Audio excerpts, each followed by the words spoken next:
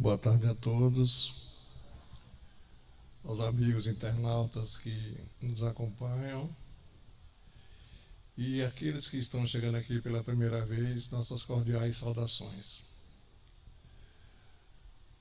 Vamos iniciar o nosso trabalho fazendo a prece inicial de agradecimento a Deus por esse momento tão leve e suave,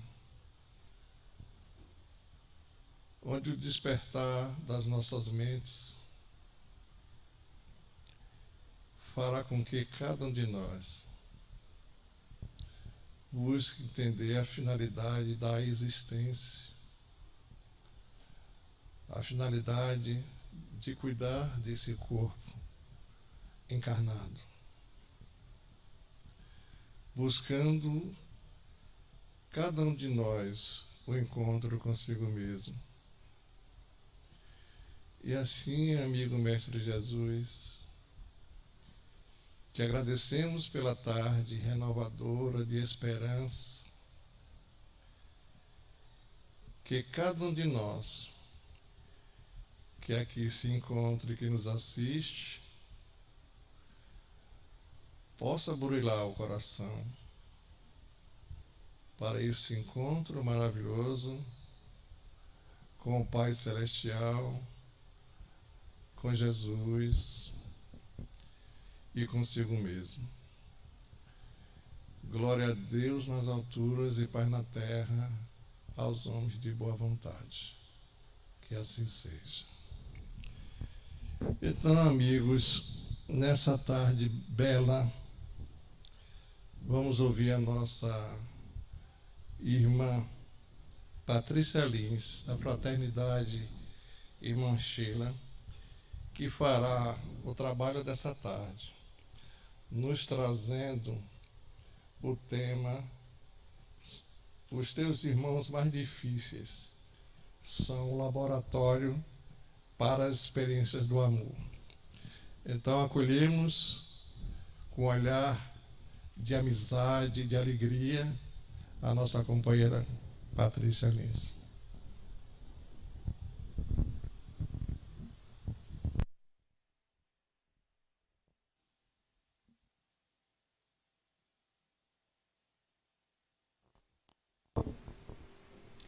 Boa tarde, amigos. Que o Senhor nos abençoe e inspire os nossos raciocínios para que possamos reflexionar em torno do Evangelho com um tema tão especial. Os teus irmãos mais difíceis são um laboratório para as experiências do amor. Tinha que ser Joana de Ângeles. Na obra Vidas Vazias, capítulo 14, quando ela vai falar sobre construção autoiluminativa, ela vai nos recordar de algo essencial. Os teus irmãos mais difíceis nem sempre o são. Podem ser os que consideramos os mais difíceis, e por isso mesmo se figuram os melhores professores, instrutores para a nossa construção autoiluminativa. Por isso o laboratório para as experiências do amor. Imagine se por algum deslize, Deus pudesse nos segregar por intenções, criando pequenos guetos, não apenas no planeta Terra, mas em outros orbes. Aqueles que naturalmente já se sintam inspirados para trilhar o caminho redentor, se circundam, se agrupam, se aglutinam, com espíritos similares que têm os mesmos propósitos. Pensar sobre isso chega a acalmar o nosso coração. Finalmente eu teria em derredor de mim, mourejando comigo, pessoas como eu, com as mesmas motivações e que não tivessem interesses outros com os quais eu não mais comungo. Mas contra esse nosso desejo está a soberania, a justiça, a magnificência divina. Não seria Deus se Ele assim o fizesse. Porque Jesus nos disse: eis que vos mando como ovelhas em meio de lobos. Sede prudentes como as serpentes e mansos como as pombas. Ele não nos mandou para o holocausto propriamente dito, mas para o laboratório das experiências de amor. porque a lei de cooperação funciona com inalienável acerto em tudo que rege a criação, inclusive no orbe em que temporariamente transitamos, um planeta de provas e expiações. Portanto, as tentações, os desafios, as dificuldades são estimuladas, são necessárias para que sejamos convidados ao processo evolutivo. Aí poderíamos pensar, mas quão maravilhoso seria se passássemos a nossa vida convivendo com anjos. Eu garanto que eu aproveitaria essa oportunidade de modo imperdível e progrediria muito mais rápido do que ao conviver com pessoas de difícil trato. Será? Há mais de 2000 anos, um anjo de pureza pisou os seus pés santos na terra. E não teve receio, não hesitou em nenhum momento em pisar os seus pés no lodaçal das paixões humanas. Jesus veio não aguardando reciprocidade, por saber que não poderíamos dar. Ele veio para dar, ele veio para compreender, ele veio para servir, ele veio para amar e assim nos ensinou que deveríamos repetir. Mas frente aos pequenos tropeços, às desavenças da convivência mais íntima, hesitamos. Ao sentir que estamos nos abraçando a espinheiros, nós retrocedemos, porque fere, porque dói, porque é desagradável. O que seria de nós se Jesus tivesse tido comportamento análogo? Não seria Jesus. Por isso, esse amor imbatível daqueles que andam mais à frente e que retornam para a convivência difícil nos emulam, para que nós possamos sermos melhores amanhã do que somos hoje. Mas as promessas divinas, as promessas que sempre vão gerar frutos pelos nossos pequenos que sejam investimentos de amor, não são para o tempo que nós esperamos. Às vezes o semeador se frustra, distribui as sementes e elas não germinam no tempo que ele mesmo designa para atender às suas expectativas. E assim deve ser. Para uma semente germinar, primeiro precisamos cuidar da sua qualidade. Depois precisamos lembrar do cuidado com a terra e esperar. Verbo pouco conjugado nos nossos dias. A nossa sociedade extenuada, cansada, exibicionista, sabe esperar até a próxima página, porque se a realização não se consumar na próxima, já deixa para lá e passa adiante, porque o tempo urge. Estamos mais ansiosos e deprimidos pela incapacidade de esperar, pela incapacidade de tolerar frustrações, pela impaciência por querer frutos temporãos, que nem sempre chegarão. Então veja como a sabedoria de Joana é tal que ela nos adverte: para te preservares do desânimo, aprende a ter paciência. A paciência é a própria ciência da elevação. Como os mundos não foram construídos de hora para outra, a nossa transformação moral também não se dá de hora para outra. Jesus até hoje ainda espera por nós. Por isso ele nos ama. Um amor verdadeiro, um amor paciente, como diz Paulo na sua primeira epístola aos Coríntios, capítulo 13, que tudo espera, que tudo suporta, que não busca os próprios reconhecimentos, os próprios interesses em primeiro lugar, que doa, que fornece em primeiro lugar.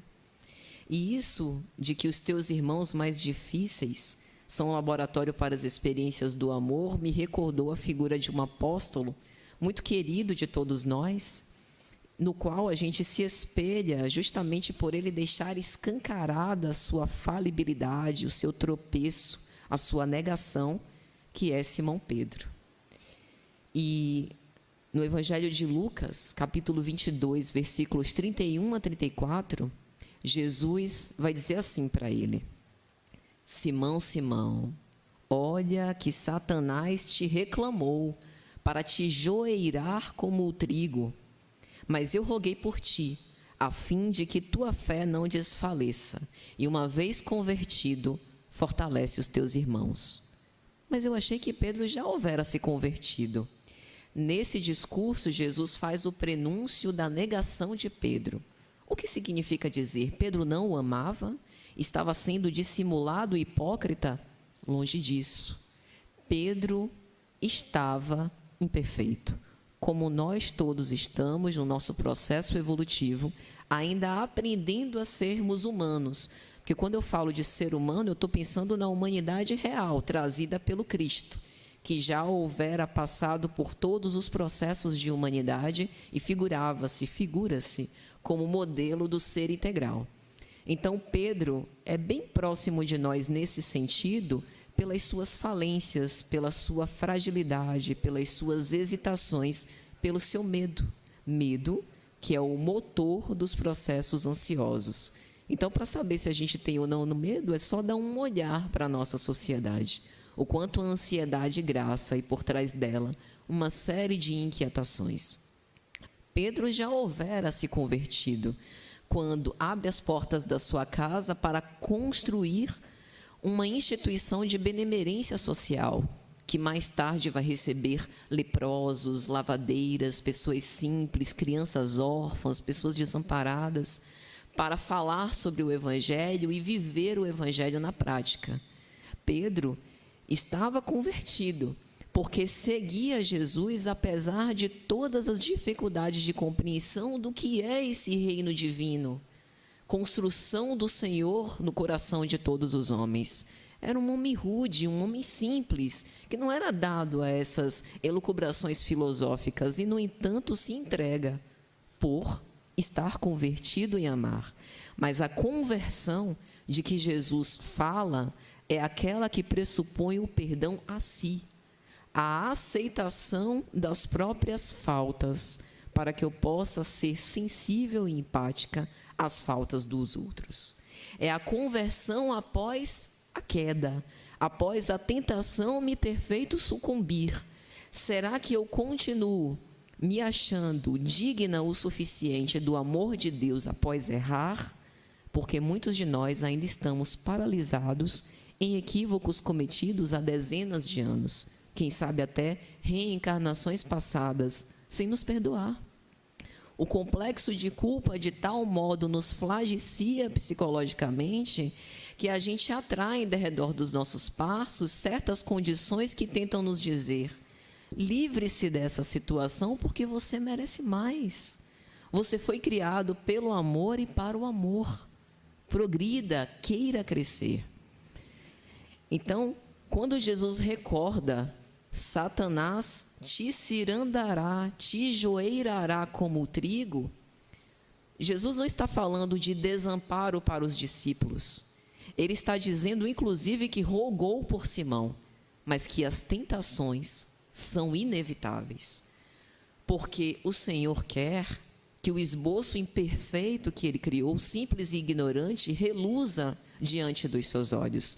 E para isso nós precisamos ser provados, testados, exatamente nos quesitos que nos pareçam mais tentadores. É assim que a gente cresce, é assim que o processo de evolução se dá.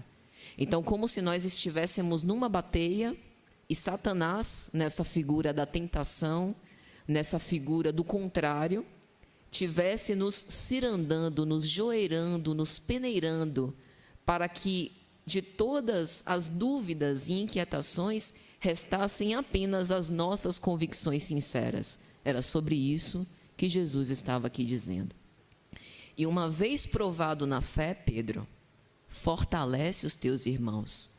Não apenas se levanta e continua, mas permanece acendendo a sua luz interior, porque você funcionará também como baliza de luz para aqueles que permanecem em vidas opacas, de olhos fechados, sem roteiro e sem rumo.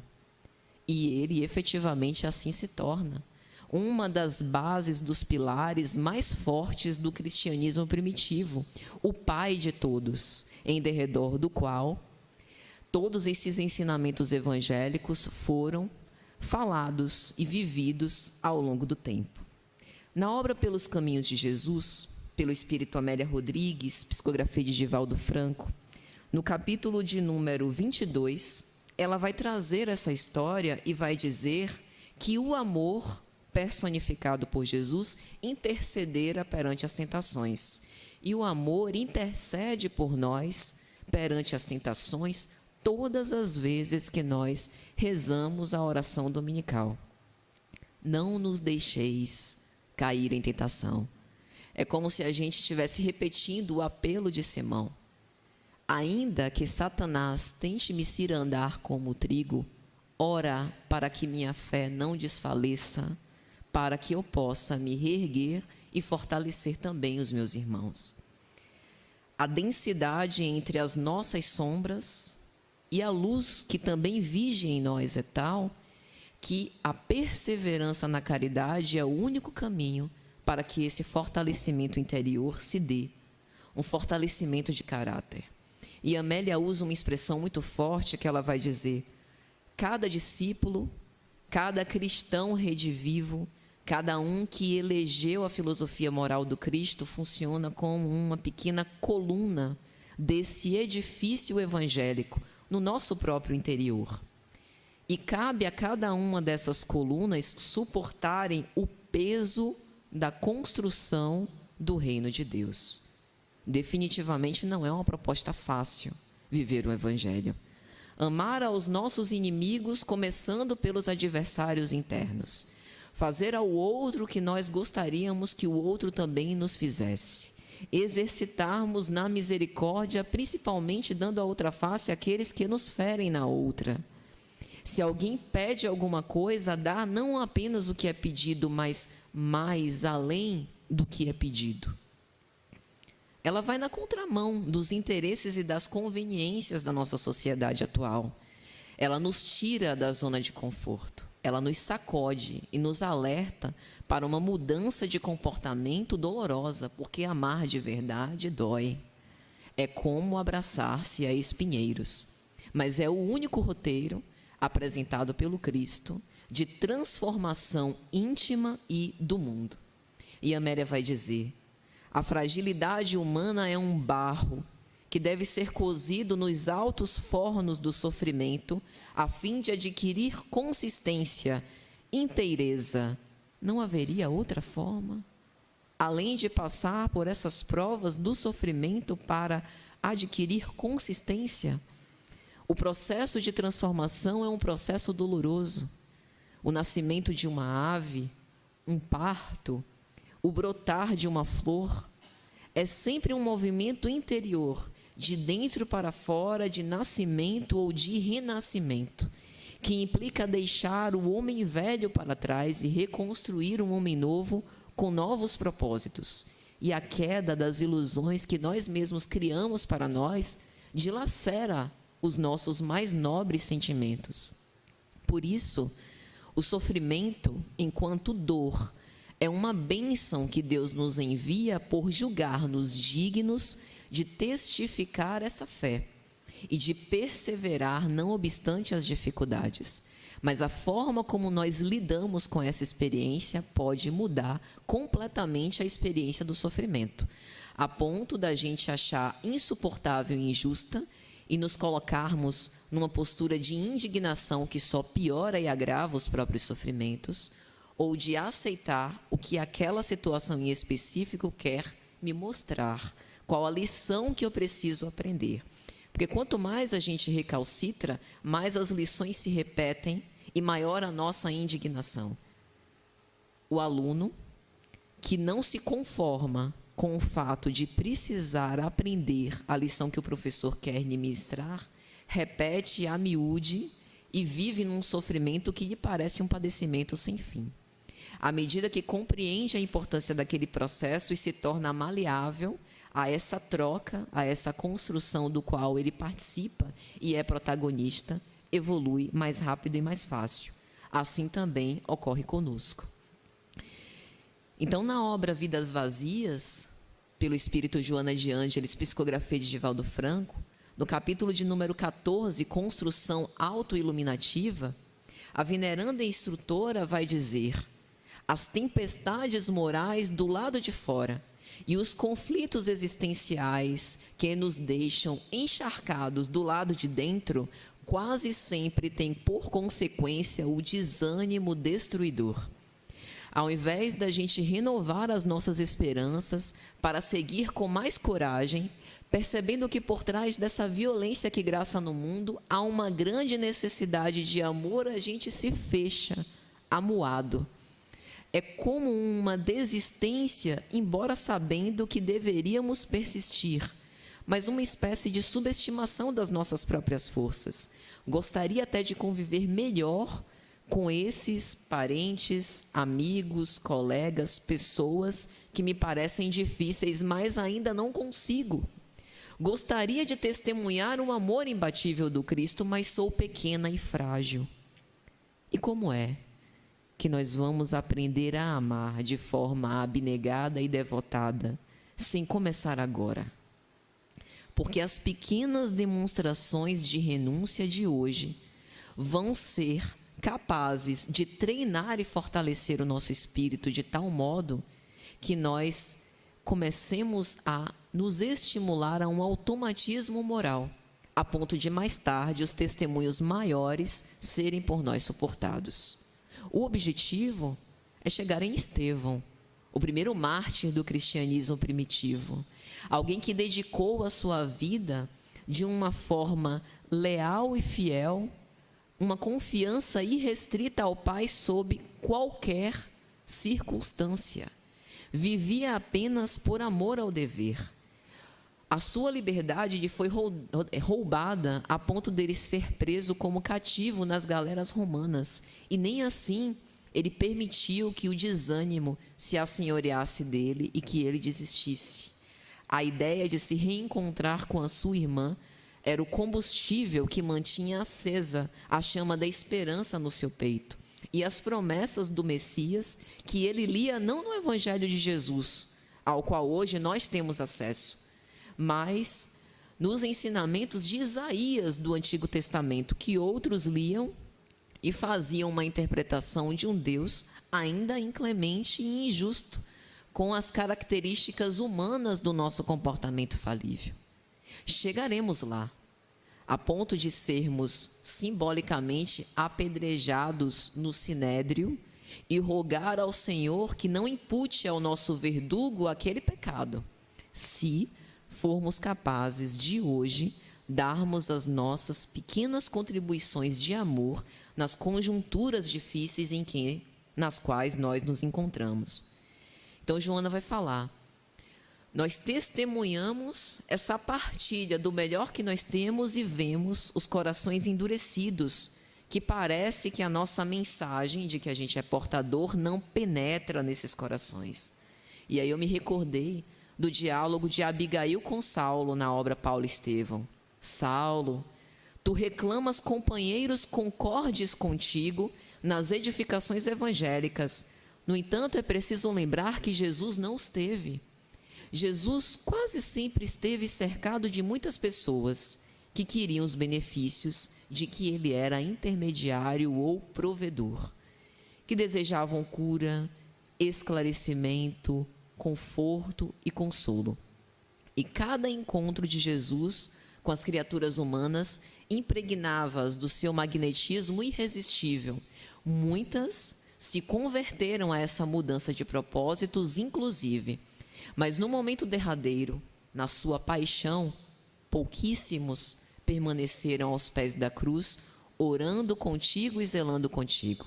Quando ele leva os seus discípulos mais próximos para o horto, a fim de meditar e orar, eles dormem, representando o nosso sono para as verdades divinas, para o cumprimento da lei de amor, ainda hoje, quando, mais esclarecidos e evangelizados, ainda temos dificuldade de compreender certas cenas da nossa vida.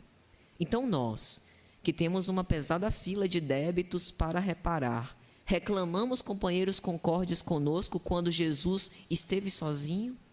Precisamos aprender a dar sem querer receber na mesma proporção. Compreender antes de ser compreendido. Amar mais que ser amado. Estão recordando da oração de São Francisco?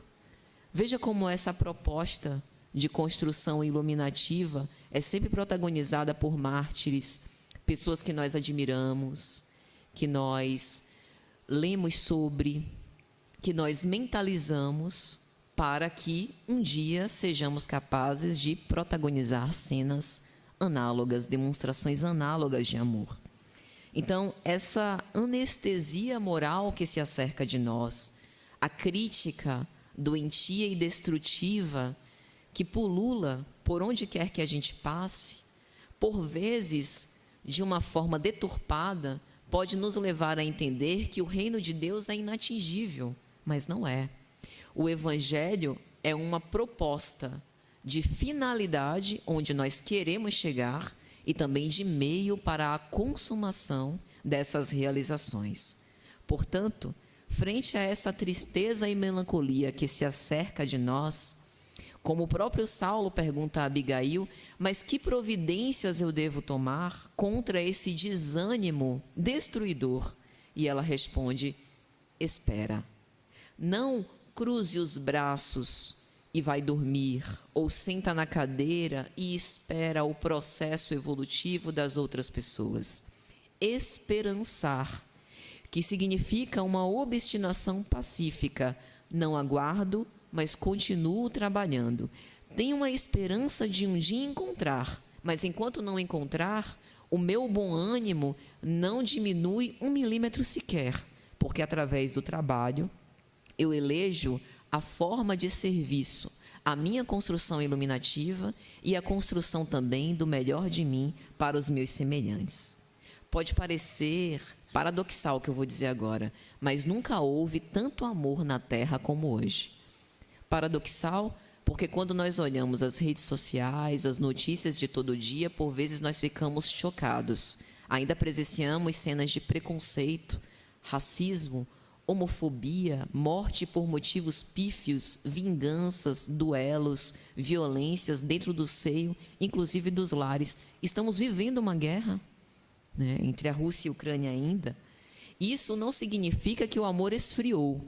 Significa que, não obstante nunca tenha havido tanto amor sobre a terra, precisamos de mais. O Espírito Sansão, em O Evangelho segundo o Espiritismo, no capítulo 11, Amar ao próximo como a si mesmo, item 10, vai dizer: amai muito para serdes amados. Seríeis muito felizes se os vossos irmãos vos dessem aquilo de que tendes necessidade. Mas exemplificai.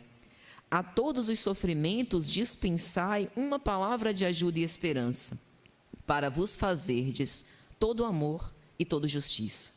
É interessante porque Sansão parece ler o nosso coração. É isso mesmo. Eu gostaria de ser reconhecida nos meus dotes de carinho. Gostaria que, por ser generosa ou parecer boa, pelo menos me estimular para isso, eu despertasse nos corações humanos a mesma bondade e generosidade de volta. Mas por mais que eu insista nesses bons propósitos, eu não tenho esse retorno. O que faço? Desanimo. E o convite que ele nos faz é o contrário. Ama mais. Está amando pouco.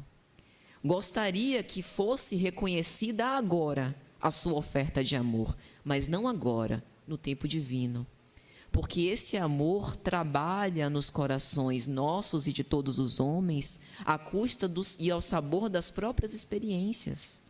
Se Deus não usa a violência, mas usa o tempo, por que nós estamos presunçosamente querendo recolher frutos agora, por uma semeadura que começou há pouco tempo? Então, amar muito para ser amado significa colocar-se contra a cultura do ódio sem usar a violência. É preciso dar a si mesmo e de si mesmo. Como Abigail diz a Saulo: Saulo, Jesus deu ao mundo tudo de quanto possuía. E, acima de tudo, deu-nos a compreensão intuitiva das nossas faltas, das nossas fraquezas, para tolerarmos as misérias humanas. A sensibilidade, quando nós somos magoados e ressentidos, que dói fundo, quando nós somos traídos nas nossas mais caras esperanças, é a mesma sensibilidade que nós podemos mover como uma alavanca para o exercício da misericórdia. Às vezes, é até relativamente fácil nós sentirmos o nosso coração condoer-se de piedade e misericórdia para quem padece do opróbrio da miséria nas ruas, que está em situação de rua, que hoje, por exemplo, talvez ainda nem fez nenhuma refeição, que não tem um lugar para se agasalhar nesses dias e noites frias, e olha que nem chegou o inverno ainda, aqui na nossa cidade. Por quê? Talvez a condição temporária e aparente de superioridade. Sou provida de recursos com os quais posso assistir aquele que está em necessidade, em privação. No campo das emoções, ocorre algo análogo e que por vezes nós não temos noção. Por vezes desejamos ser amados e compreendidos, mas temos também recursos infindáveis de amor. Existe uma psicanalista brasileira, Maria Rita Kell, que diz: o neurótico, a maioria de nós, não padece por não ser amado, mas pela sua incapacidade de amar. Há mais de 2000 anos, Jesus não apenas dizia, mas provava isso, nos estimulando a esse movimento de dentro para fora, de dar do que melhor nós temos para a construção de uma realidade diferente em derredor dos nossos passos. Afinal, se nós somos criados à semelhança e imagem de Deus, nós fomos criados pelo amor total para amar. Se não amamos, a nossa finalidade não está sendo cumprida. É como um equipamento quebrado, um instrumento sem serventia. Para desenvolver essa finalidade, precisamos, portanto, desse ensaio, que não é fácil, mas é plenamente possível.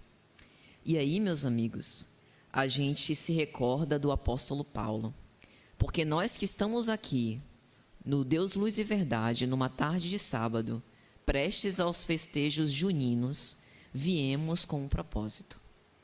Viemos pela demonstração clara no nosso comportamento de nos aproximarmos um pouco mais dessa comunhão nossa com o Pai Celestial. Viemos movidos pelo propósito de ouvir sobre o Evangelho, refletir sobre o Evangelho e vivê-lo nas circunstâncias possíveis. E isso é um grande avanço.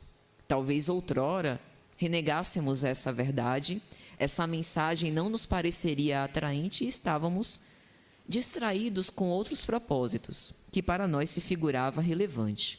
Uma vez despertos, estamos a meio do caminho para essa construção autoiluminativa que Joana nos convida, como Paulo dizia na sua carta aos Efésios, capítulo 5, versículos 14 a 15.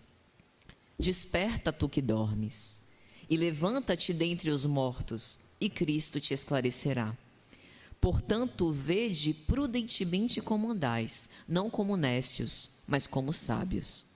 Uma vez despertos desse sono das paixões humanas que antes tomavam o nosso tempo, agora nós podemos ver com mais clareza. Então, vamos utilizar o nosso raciocínio, o nosso discernimento, para ampliar as capacidades do sentir também. Porque amar é uma decisão. Se nós formos esperar para amar ao outro, principalmente o mais difícil, quando nós sentimos um chamado no nosso coração, sabe aquele calorzinho que a gente tem quando encontra uma pessoa da qual a gente gosta, que é uma pessoa especial para nós?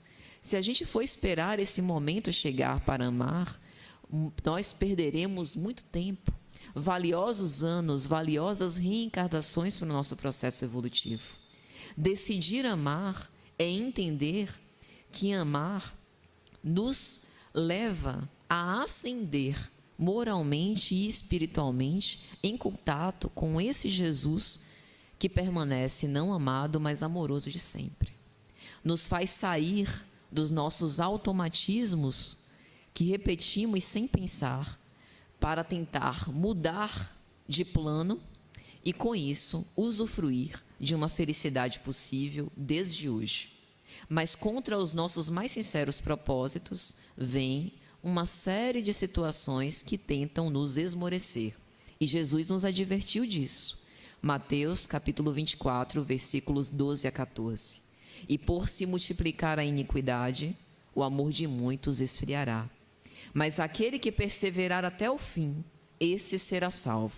E então o evangelho do reino será pregado em todo o mundo, em testemunho a todas as nações. E então virá o fim. Não necessariamente o fim do mundo, mas o fim de um processo de transição planetária que nós vimos acompanhando e que estamos sendo convidados a ser partícipes, construtores de um mundo diferente.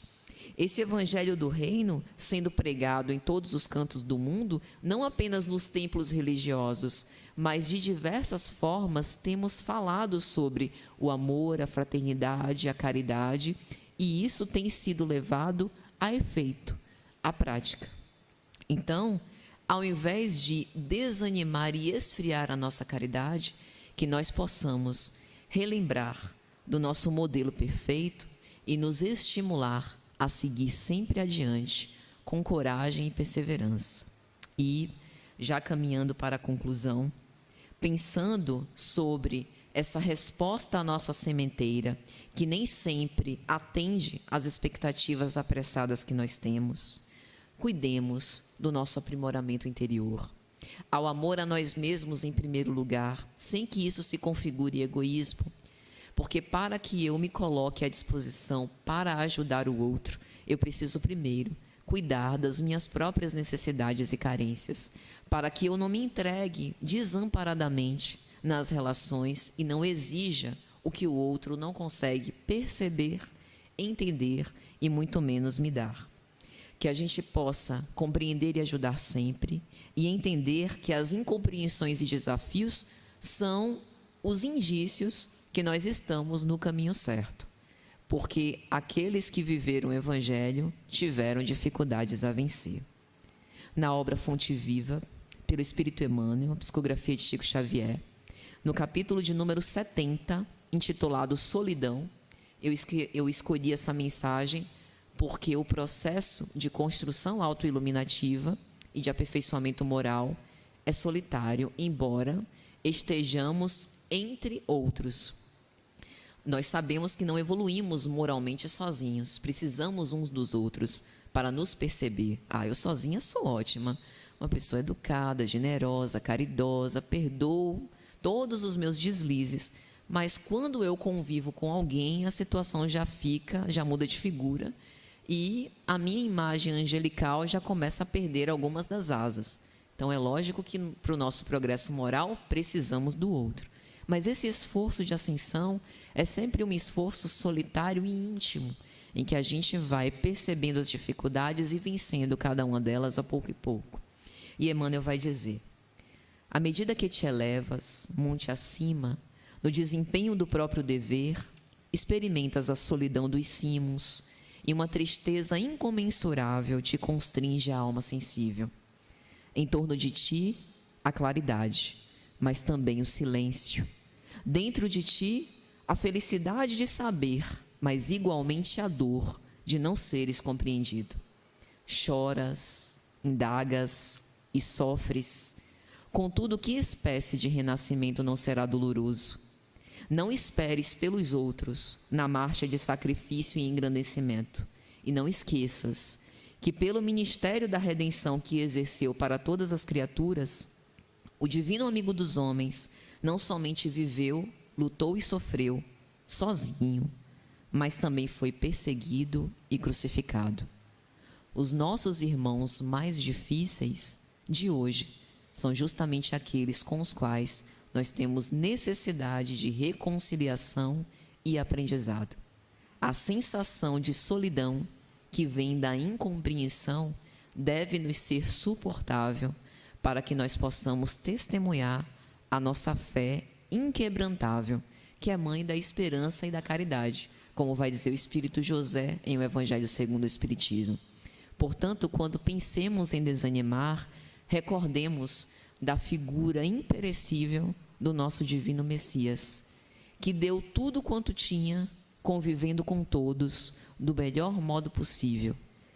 Deixou um rastro luminoso sobre a terra, mas, ao se despedir, aceitou o madeiro infamante ao lado de 2 ladrões. Que Deus, portanto, nos abençoe, nos encoraje em nossas lutas e nossos votos de muita paz.